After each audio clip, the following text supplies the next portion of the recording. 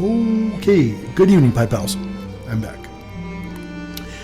Having some problems with my AGK, I guess that's AGK microphone, because I'm doing something different tonight. So let's see if that'll work for now. Got a different polar pattern selected for this. Hold a second. AKG. I think it's AKG mic. Okay. All right. Hope you're doing well. Making this video on the 23rd of February. It's a beautiful winter evening, Saturday evening. And again, the housekeeping, I kind of did this intro first, but it got cut off for some reason. Okay, so I'm smoking my Dunhill Cherrywood. Dunhill Cherrywood. Let me get that up there. Maybe, yeah. Look at that. Look at that focus. Okay, I like that. I like that.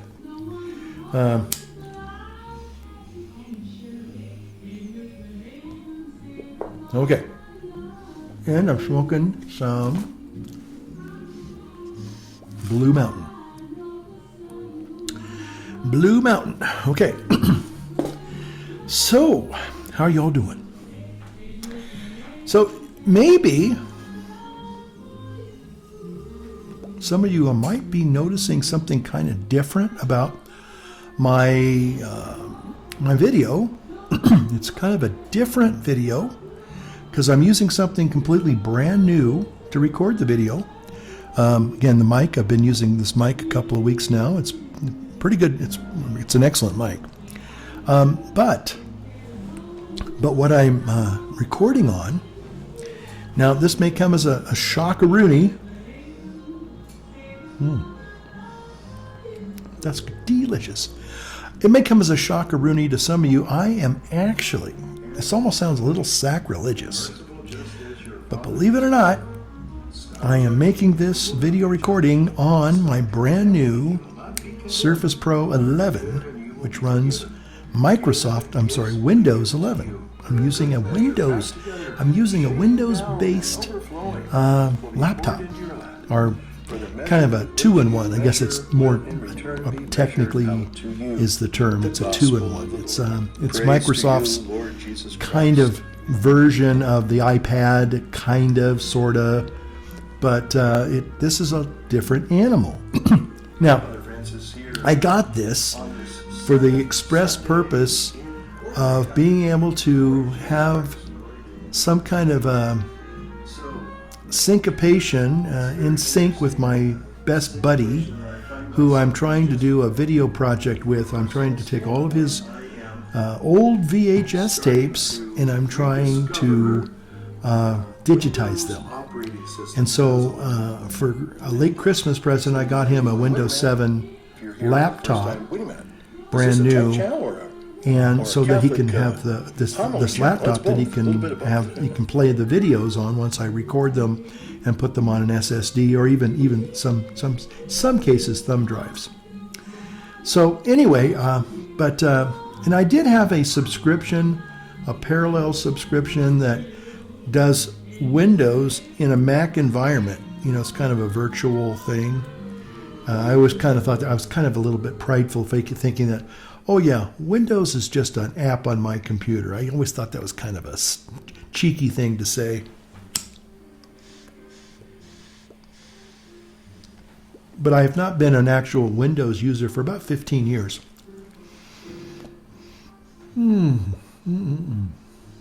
So I was curious about Windows. So I kind of started getting back into Windows with Windows 10 about 10 years ago when I was in Chico.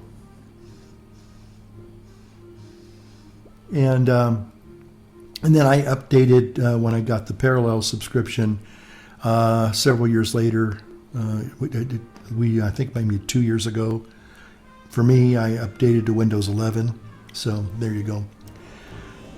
And it's just an interesting thing because I got it. Okay, so here's a little bit of a confession. Now, so far, the Surface Pro 11, it has an OLED screen. It's got, I think this has 512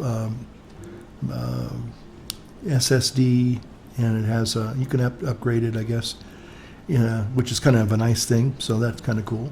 And it's got 16 gigs of RAM, which is always good for video editing.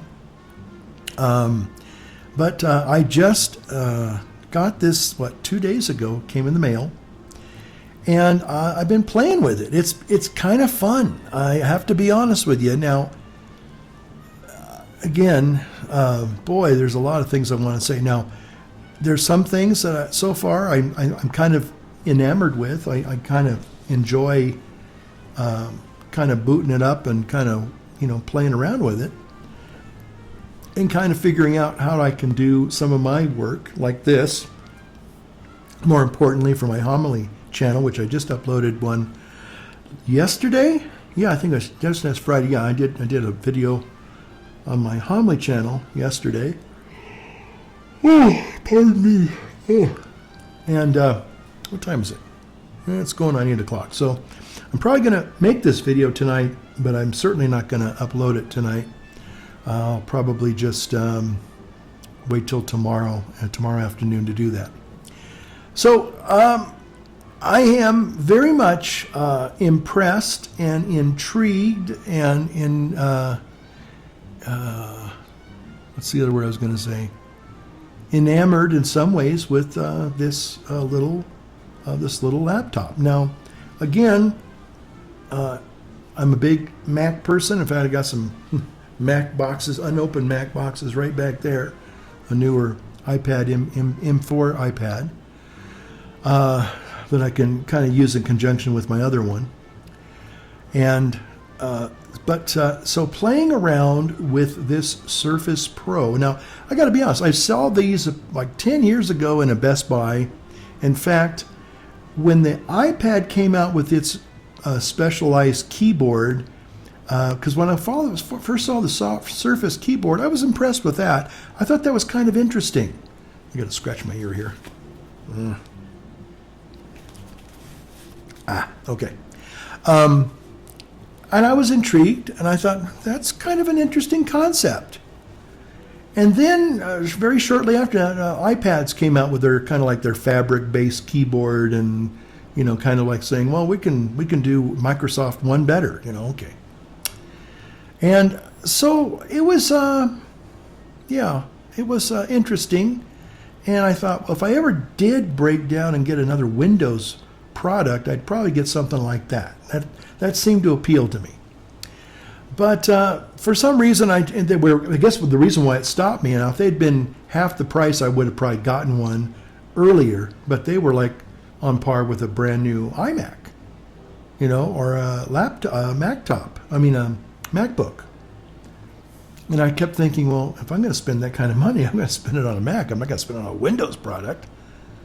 So I never did get one. So, like I said, when my best friend decided he wanted me to take on this project, I thought, well, I'm going to need something to test the videos, because once I record them, I want to make sure that they're going to play on his new laptop, because that's the goal. Is it one, trying to record the doggone things, and then two, trying to transfer them to, you digitize them, but now where are you going to store these things? And then how are you going to play them?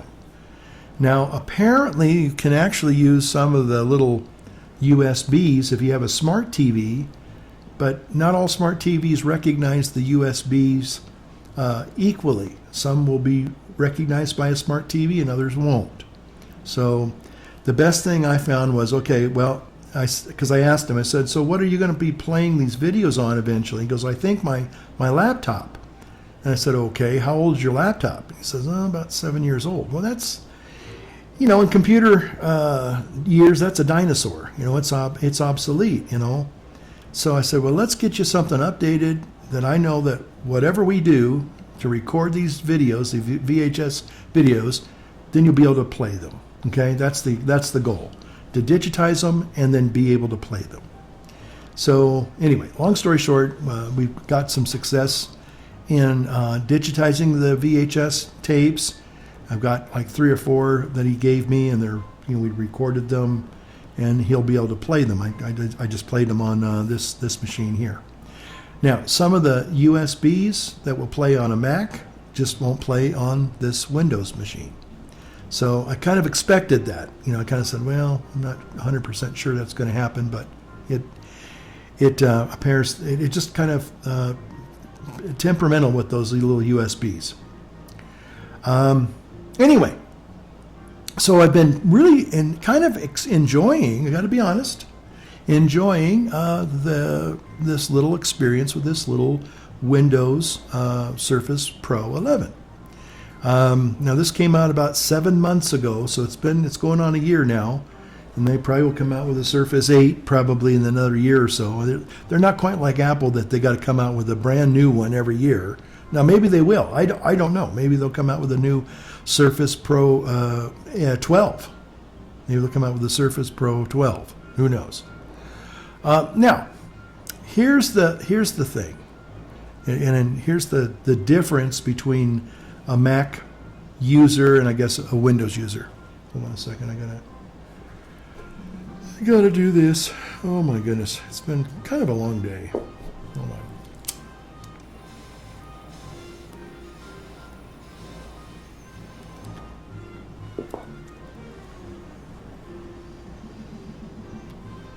Okay. Got some good clouds there. Look at those clouds. Yeah. Okay. So I'm actually recording this video on the Surface Pro 11. And thus far, I'm pretty excited about that. It's kind of nice. It's kind of interesting. And the thing is, of course, the keyboard detaches from the actual tablet. I guess you can still call it a tablet.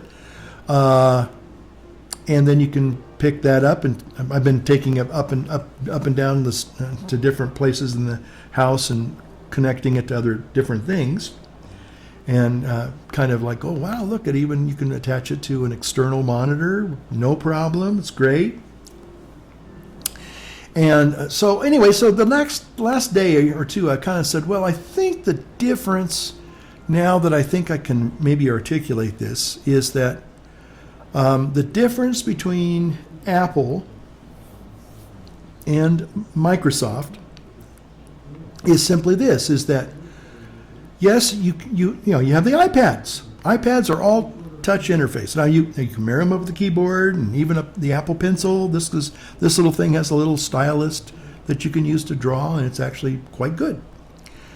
But the difference is that the Surface Pro 11 gives you a touch interface with a desktop OS.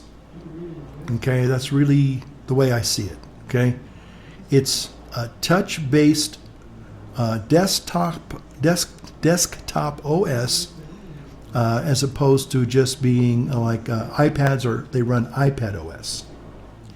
They don't run, they don't run a full version of Mac OS. That's where the rubber meets the road there. And I know that the late great Steve Jobs and Craig Federighi or Ferengi or whatever his name is, they're saying, oh yeah, well, we at Apple, we tried the touch screen laptops, and well, most people just found them to be cumbersome and uncomfortable, and you just really can't, use them that way, Well, the last 3 days that I've had this in my possession, I've got to say that I think that, again, I respect Steve Jobs, and I respect Craig, okay, and the other lads and lassies at Apple, but I don't think that's accurate. Don't want to say that they're lying. I mean, hey, they're a business. They're going to sell you what they want. And I think the bottom line is, if you want a touch experience in a Mac OS, you can have an iPad and you can have a MacBook, but nary the twain shall meet. Like you can meet with a Windows full operating system with touchpad or touch screen and keyboard, okay, and stylus. Now, it kind of comes down to a philosophy that I have, and it even ties over into my my religious faith, my spiritual life, and that is, it's not either or, it's both and. And I think what they were trying to say is that, well, if you make a MacBook with a touch screen, then people are going to be using the touch screen and they're going to find that it's an exhausting experience. And that's just not what I've experienced with having a touch screen, a full-blown operating system touchscreen device. Sometimes I use this touch screen. Sometimes I use the trackpad. Sometimes I use the keyboard.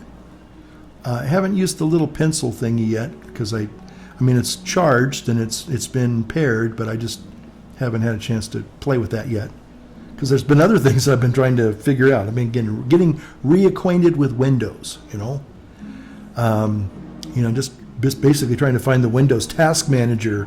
That was like, okay, where's the disk manager or the disk utility or whatever, and all those old-fashioned Windows things like defrag and stuff. I don't even think they have defrag anymore. Haven't looked that up yet, but I remember 15 years ago, system devices was the thing you really needed to know something about and where to find it, because that's usually where you're going to find all your problems, your DLLs and all your drivers and all the stuff that made things work, or they weren't working and now you had to go get a new driver for it or fix the DLL or whatever that was. So anyway, so kind of reacquainting myself with Windows. Let me see if I can kind of raise that up a wee bit there, lads and lassies. That might look a little bit more like my regular videos, yeah. But anyway, so it's just been, I think it's been a fun experience getting reacquainted with Windows. Now, again, I did have Windows on my 27-inch iMac that I still have in my office, from 2017, I think. I got that in 2017, maybe 2018. And really like that Mac. It's a great Mac. And I had parallels. I had Windows in virtual. So, I was able to play around with it a little bit. But, it wasn't, it was just basically so I could have an interface with our parish office, because everybody ran Windows in the parish office. And there were, in fact, I'm looking at two little old videos, or two publisher files from 2015, 10 years ago. Yeah. Because I thought, well, maybe I might have to help with the bulletin.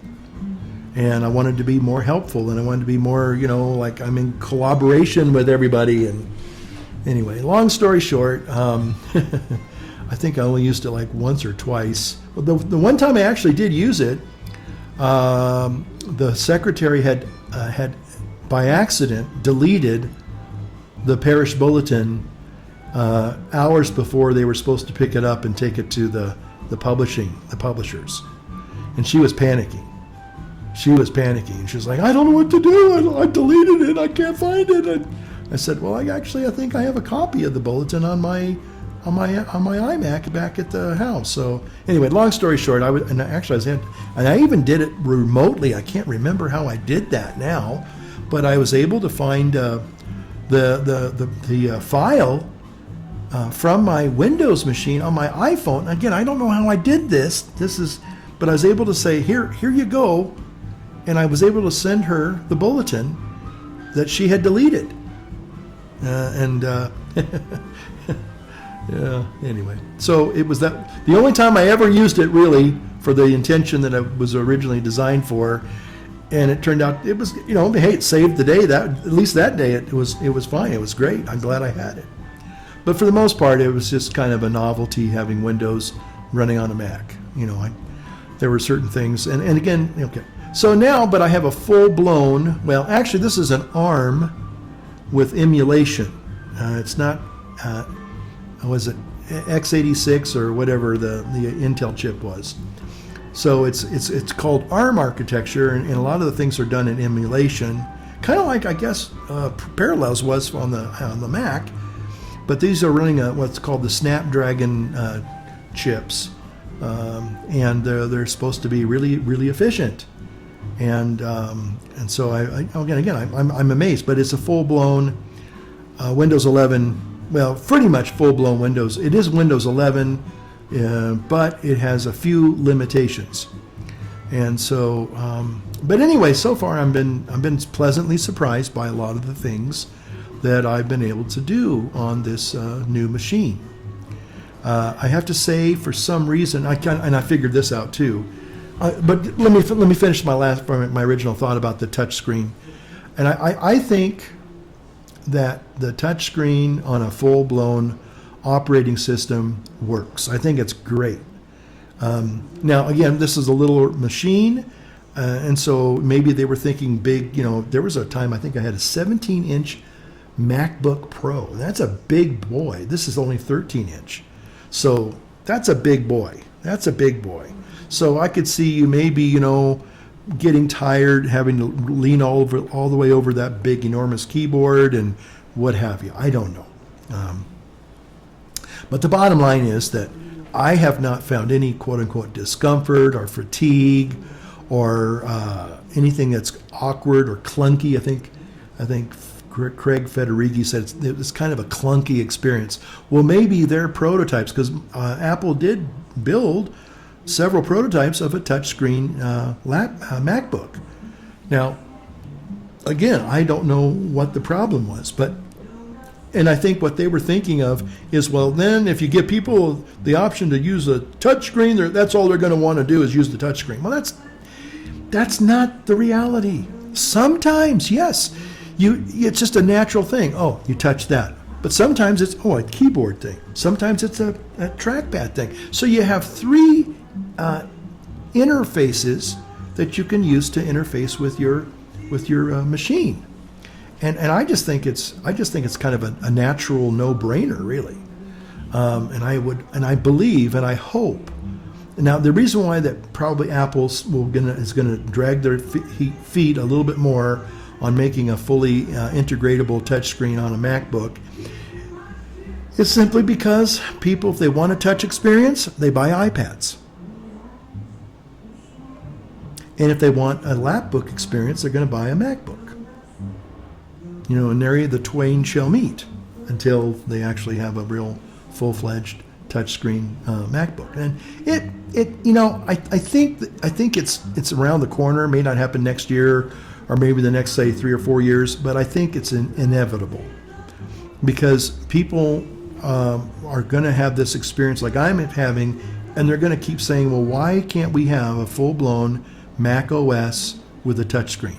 Why not? Why not?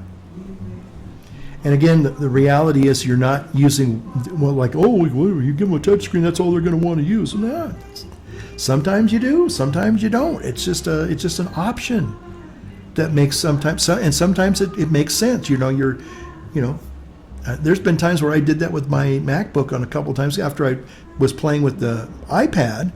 And especially if I was doing similar things like in a browser or something, and I would go to just naturally touch the screen, and it was like, forgot, can't do that on a MacBook. But it would be really cool if they did that. And I don't know. I think, again, you have to look at would making a MacBook touchscreen, would that cut into iPad sales? I don't know. Right now, the iPad sales aren't that good anyway. But again, people that want iPads, they want them not because they want them for drawing. They want them for more creative stuff. And if you gave them the full-blown, the problem is that a lot of the apps that come from the Mac and go to the iPad, they're not exactly the same thing, and you got to relearn the program. If you just made the iPad apps, at least some of them, as congruent, identical, the same operating program, then I think people would be happy. But the problem is when you go from a a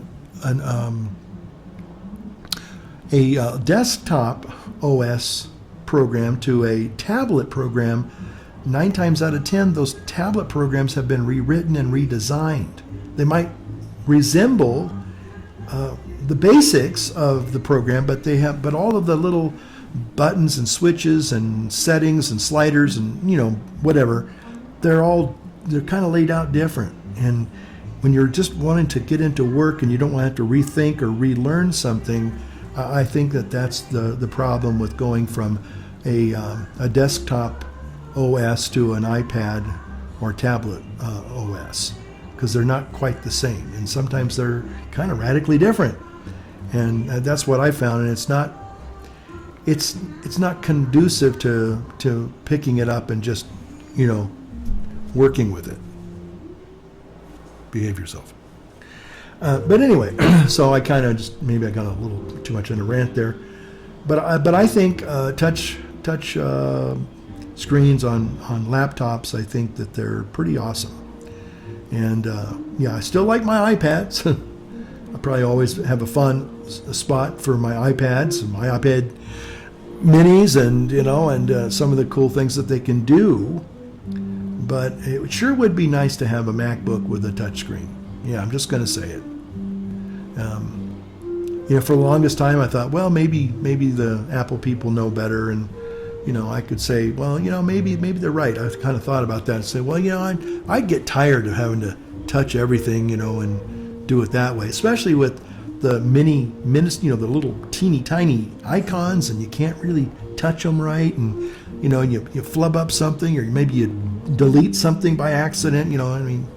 I can understand the frustration in that, but I actually haven't had much of frustration here. I've like I said, I had to get reacquainted with how Windows, with Windows 11. I mean, the last time I was using a Windows product was Windows XP.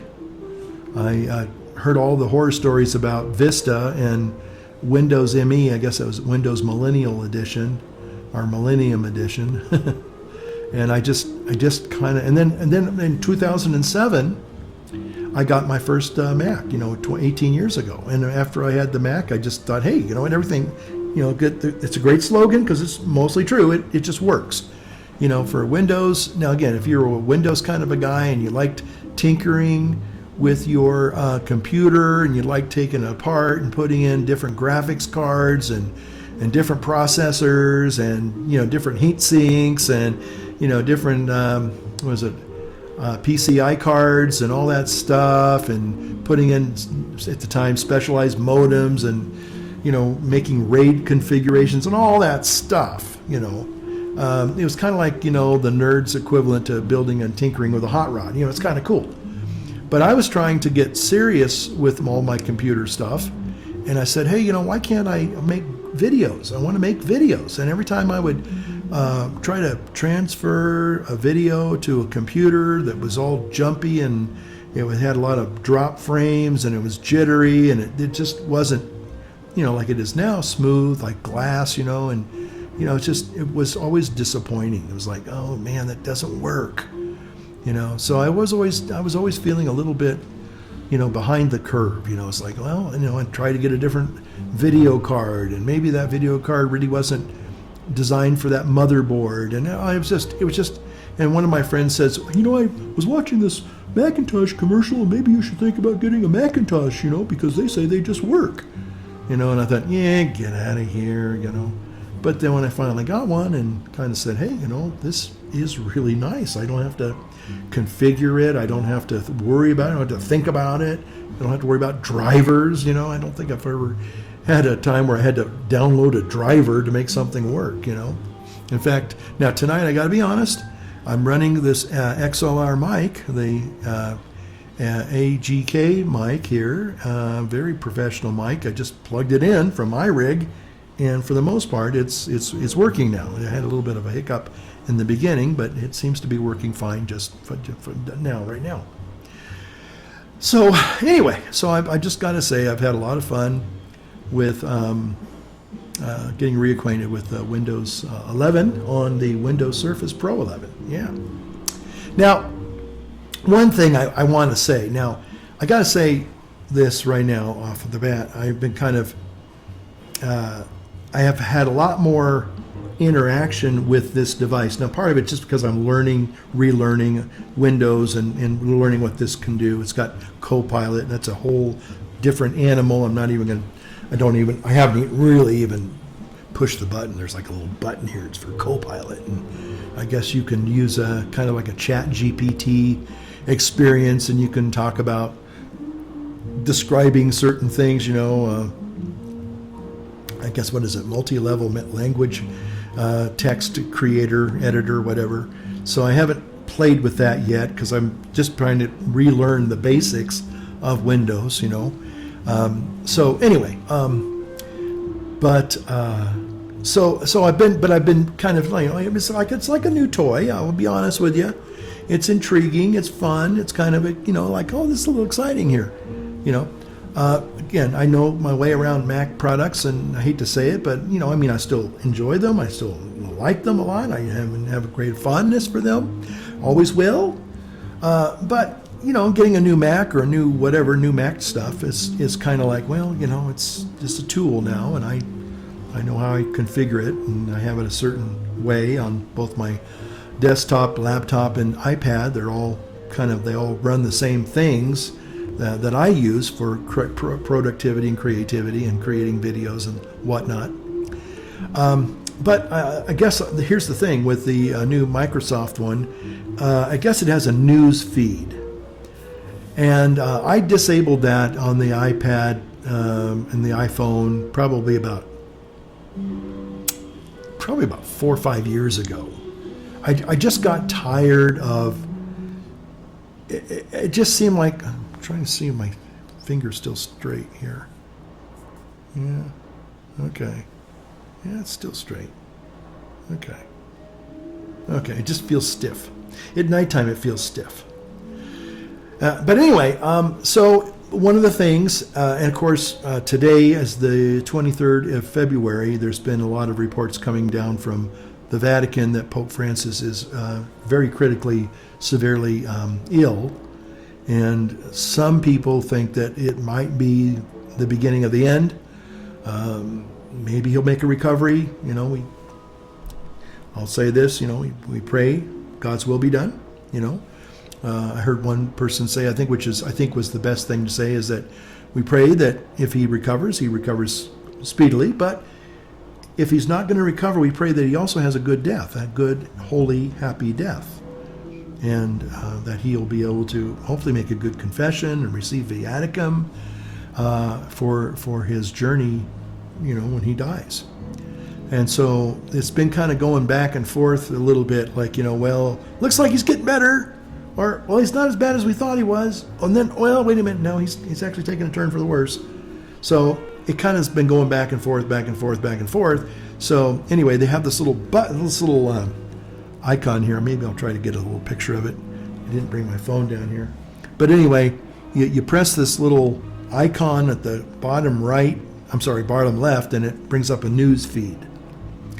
And like I said, I disabled that on all my Mac products, so I don't get bombarded with lots of, news stuff. And the reason why is because, at least the Apple news source was all anti-Trump and anti-conservatives and anti-Christian, and it was always like getting a big slap of wokeism in your face every day. And I got so tired of that. I said, I don't mind people being critical of, say, the Pope. or the president, or the Pope, I don't mind them being critical. But what I don't like is when they just really basically dogpile, and they basically, it's all spin from a progressive, political, liberal side. For case in point, one of the other things that I liked about the little Surface Pro here is I took it up to one of my other rooms where I'm doing this video digitizing, kind of turned that room into a little temporary workstation. And so I brought the Surface Pro 11 up there, and I plugged it into an external monitor, and it worked great. But here's my example of what I'm trying to talk about. So I was looking at all the news stories, And they were all just dumping on President Trump and Elon and Doge and maybe Carolyn Levitt and all these people that are now part of the Trump administration, and how evil it is, and how unconstitutional it is, and how we have to fight against these people, and blah blah blah blah blah. And so I'm going, every article, if it's about Trump, it has a negative spin. And case in point is this one here. Now I'm going to put this on. I'm trying to recall it from memory, but I'll play the video because I took a little video of it.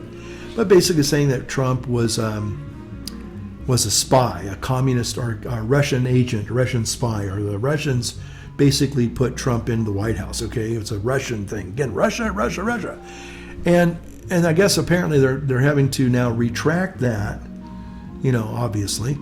And again, all the vitriol, all the animus, all the hatred, all the vile spewings of all these people on the left, they just, wow, it's got to be, I guess, I don't know. Again, on one hand, I can understand, I can understand feeling disappointed and discouraged about the election. That's one thing. I mean, been there. Can you say 2020? Okay. But, a lot of these people are just, excuse me, excuse me, they're just hateful. They're vile. They're talking about actually trying to take violence into the streets.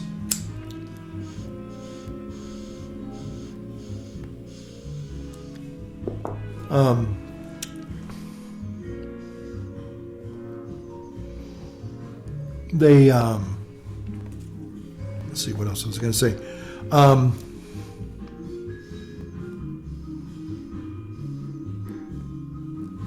The whole, I guess I was going to say this later, but I guess I'll bring them now. The whole, I guess the trans thing. Oh, no, not that. It's the federal employees. Yeah. A lot of these people have basically lost their jobs, and they kind of are all now. Yeah, hey, been there, done that. I've worked for government. I basically lost my job because I had a supervisor who, to be honest, they had it in for me. They didn't like me, and they wanted me out. They wanted me gone. Okay, again, I don't know if it was my religion or my politics. If it was the way I parted my hair, I don't know, but they really did not like me, and they wanted me gone. And again, I realized that I was going to have to fight for my job, or I was just going to have to just say, you know what, I'm just going to have to go back and be in a parish, I guess, And I was content with that. I was not opposed to that. But, and again, what I wanted to say is that a lot of these people are taking it way too personal. It's like, oh, Elon Musk hates me and he's coming after my job, because he wants me out of there. Basically, it has nothing to do with you as a person. It has to do with the fact that a lot of the government jobs have been shown now to be basically fraud, waste, and abuse, And so if the job is not there, it doesn't matter if because I was a great employee, I got a great evaluation just last month. Well, you know what? Again, it has nothing to do with you if there's no job there. It's called layoff. Been there, done that. When I worked in a lumber mill, there was seasonal. You'd get laid off every winter, basically. And you'd be laid off for about 3 to 4 months. And then in the spring, they'd start gradually bringing everybody back for the rest of the year.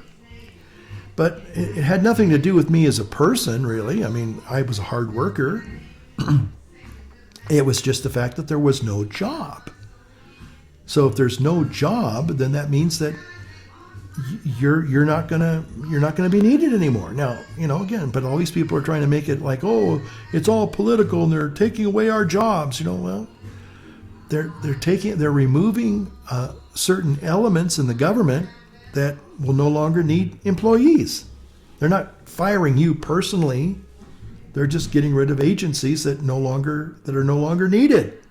Probably haven't been needed for decades. Sorry. But, and the government does not owe you a living. The world doesn't owe us a living, And if you have any sense of, you're a self-motivated person, you're going to be able to find another job. You might even find a better job. Government jobs are okay. They do have benefits for the most part. Some of them have pretty good benefits. I would imagine, I know as a state employee, we had pretty good benefits. But again, nobody owes you a job. And if you get a job, doesn't mean, maybe there was a time 40, 50 years ago where you would maybe get on Pac Bell, or you get on at, say,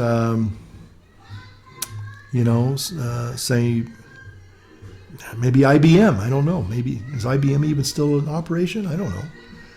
And there were people that, they did 30 years, 25, 30 years, maybe more. And but they stayed with the company, and they maybe advanced in the company, okay? And they, but those days are kind of gone. A lot of people find employment as temps, unless you started your own business, or you are part of a business that seems to be thriving, right?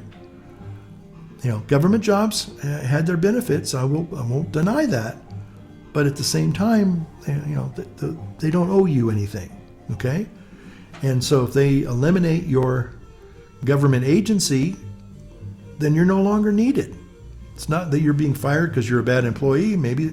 And I'm sure that there are a lot of good, conscientious federal employees. I'm sure there are.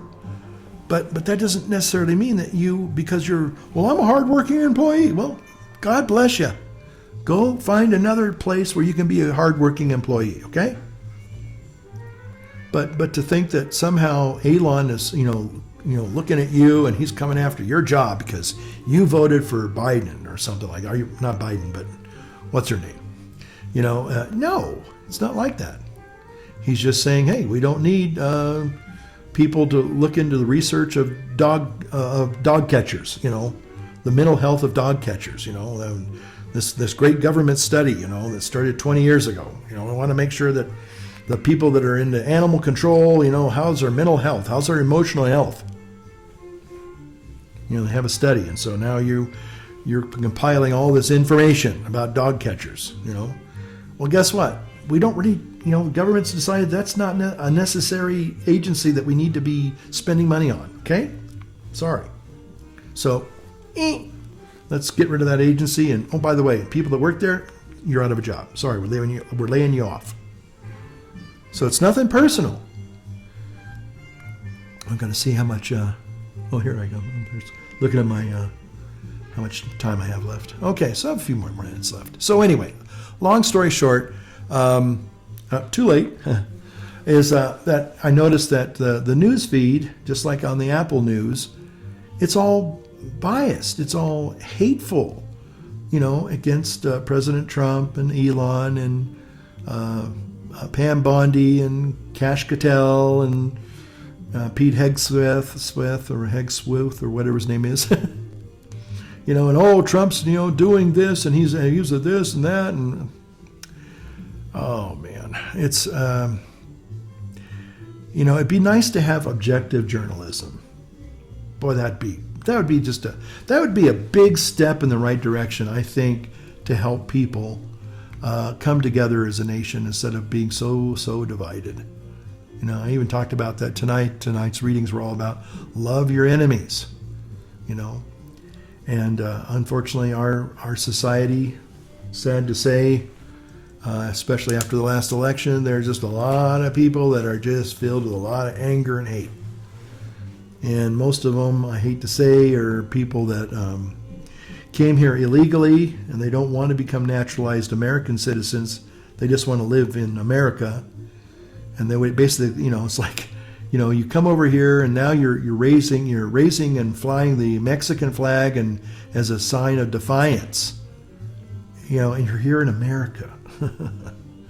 That should tell you something, okay? You got people who want to pretend that they can be the opposite sex. And it's like Mr. Rogers said, if you're born a boy, you stay a boy. If you're born a girl, you stay a girl. Because boys grow up to be the daddies and girls grow up to be the mommies. And that's the way it's always been. Now, again, my solution to this, some of you may appreciate it and some of you might not like it. Okay. Biological men's sports for men, biological women's sports for biological women. If you consider yourself a transgender, whatever, then compete with other transgenders. I think that would be truly fair. Just like Special Olympics, nobody's going to expect us, and maybe there were some kids that are special, or maybe like Down syndrome, or they have other handicaps. Maybe a few of them probably could have competed with maybe the regular. I hate to use the word normal, but that's what I'm trying to say, I guess. Maybe they could have possibly been somewhat competitive. Maybe they had the right coaching. Maybe. But I think it's just best that if you want to pretend you're this thing, okay, that's on you. No one's going to, again, that's the other thing. All these people that are all upset, the mafia, the alphabet mafia community, we're losing all of our rights. I mean, hey, you can still do who you want to do. In the privacy of your, with consenting adults, you can still do whatever. But as far as indoctrinating kids and trying to promote giving them cross-sex hormones and then radical surgeries, which I truly believe will be in another 30 years, if not sooner, seen as the lobotomies of the 1950s and 60s, because it's just it's horrendous mutilation on a healthy body. But again, if you personally, as an adult, with other consenting adults, hey, you do you. But also just know that if you come to me trying to dressed in women's clothing and I don't go along with your delusion, the good news is you're going to have to. There's not a whole lot you can do now. So I think that's where they get mad about their rights. Because I can say I'm sorry. You can say, well, I'm a ma'am. I'm saying, well, you don't look like a ma'am. You look like a dude. You look like a man. I'm sorry.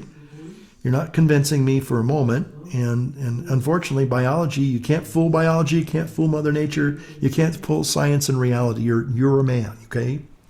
So you have a delusion. I don't have to participate in it anymore. And if you don't like that, go somewhere else. I think that's the wonder that we have now, is that we can't be coerced into saying, oh gosh, you're a girl, I guess.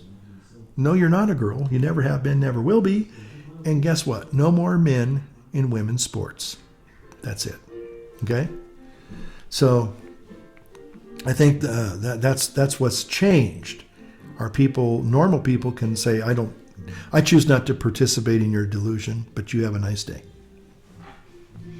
And I think a lot of us are breathing a sigh of relief, Again, so if you are of those other persuasions, you can still practice those. You can still live those out as much as you want. But if somebody makes a mistake and still calls you a dude, because you are a dude, there's nothing you can do. You can't retaliate against us anymore, at least not right now. Yeah, and that's a good thing. As Martha Stewart would say, and that's a good thing. Yeah. Okay, so I think I have come to the end of this little rant, this little tirade, this little video vlog, my little vlog for this week. So, hey, let me know what you think. Hope you're doing well. Again, we as Catholics, we pray for the Pope. I guess I'd say in closing, I have some dear friends who will take umbrage with me, or they don't take umbrage with me, but they disagree. We kind of agree to disagree. I reluctantly still think that he is the Pope, but it's based upon my personal experience of my dad. My dad was not a good man. He did a lot of destructive things, and yet, and I had to really work through a lot of that anger and bitterness and resentment. But at the end of the day, I recognize that he was my father. He was not a very good father. He was not a dad. Although there were a couple of times I think he was trying to be a dad, but it just, for whatever reason, it just didn't take with him, you know. And I kind of look at old Papa Francesco in kind of the same way.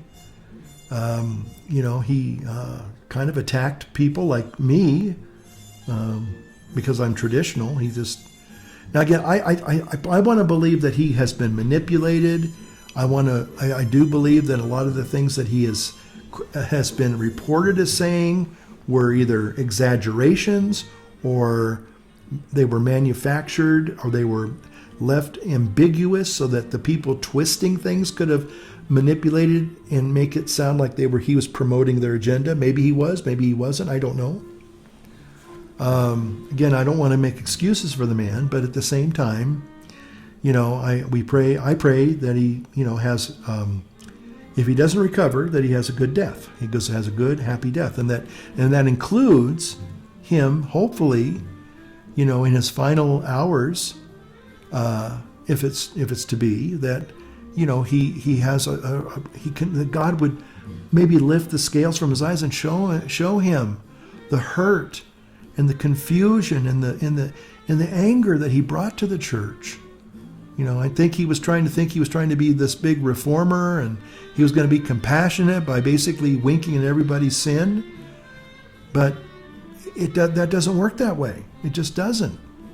You know, people are trying to, you know, now already starting to have their, what's the word? Their epitaphs for him. You know, oh, he was this loving Pope. He was the Pope of the people, you know, and all this stuff. Because he was trying to be, you know, loving to all these disparate groups, you know. Well, if you love somebody, you tell them the truth, even if it hurts their feelings or it shakes them out of their delusions and calls them back to sanity and reality. It's a painful thing. It's a painful thing to live in reality, let me tell you. But that's the only thing we can do. And yeah, you can numb it with all sorts of things, drugs and alcohol, sex, rock and roll, all that stuff. But at the end of the day, it's always going to be there waiting for you. Just like an old wolf that kind of curls up in the corner of your dark living room. It's still there. It's always going to be there until you basically open the door and show it out, saying, you don't live here, dude. Get out of here, and kick it in the butt and get free from that thing. But so many people now want to make their addictions their pets. and they turn on you. Okay, I think I've exhausted everything I want to say tonight. Thanks for watching again. Appreciate it. Leave me a comment. Tell me what you think of the Windows. I know a few of you are kind of in the same ballpark that I am. You like tech. Great. Let me know what you think of the Windows Surface 11. I know some people really love it. Some people hate it. They hate Apple products. And some people are kind of ambivalent. It's like, yeah, it's okay. It's okay. So, Anyway, so take care. God bless, and we will see you next time. Please, please light up your world and light up your pipe.